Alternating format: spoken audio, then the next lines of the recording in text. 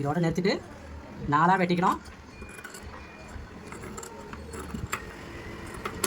இதை மாதிரி ஆம்கோல் ரவுண்டே வெட்டிடணும். 2 கிளாத் எடுத்து ஃப்ரண்ட்டுக்கு வெட்டிடணும். 4 வெட்டக்கூடாது, ஞாபகம் வச்சுக்கோங்க. இதை மாதிரி வெட்டணும். அடுத்தது ஃப்ரண்ட் நெக் வெட்டிடலாம்.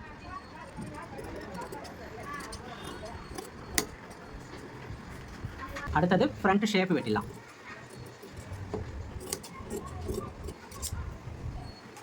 இப்போ ஃப்ரண்ட்டு மார்க் பண்ணி கரெக்டாக வெட்டியாச்சு. அடுத்து இப்போ பேக் மார்க் எப்படின்னு பார்க்க போகிறோம். கரெக்டாக ஷோல்டர்லேருந்து 14க்கு ஒரு மார்க்கு மேலே பண்ண மாதிரியே தான் ஒரு மார்க் பண்ணிவிடுங்க. 2க்கு மார்க் பண்ணல அதே மார்க் இங்கே கீழே பண்ணிவிடுங்க. ஃப்ரண்ட்லேயும் பண்ணிவிடுங்க 2க்கு மார்க்கு. இதை மாதிரி 3 மார்க் பண்ணிவிட்டு ஜாயின் பண்ணிவிடுங்க. பேக் மடித்து தைக்கிறதுக்கு 1.5 இன்ச்சு விட்டுடுங்க.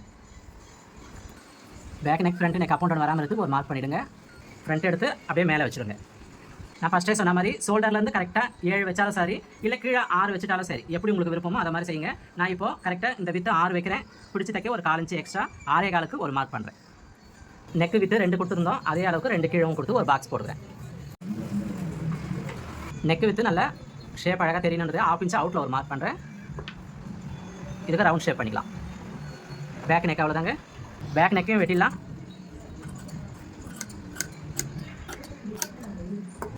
பேக் உயரத்தையும் வெட்டிடலாம். மடித்து தைக்கிறதுக்கு விட்டுட்டு வெட்டிடணும்.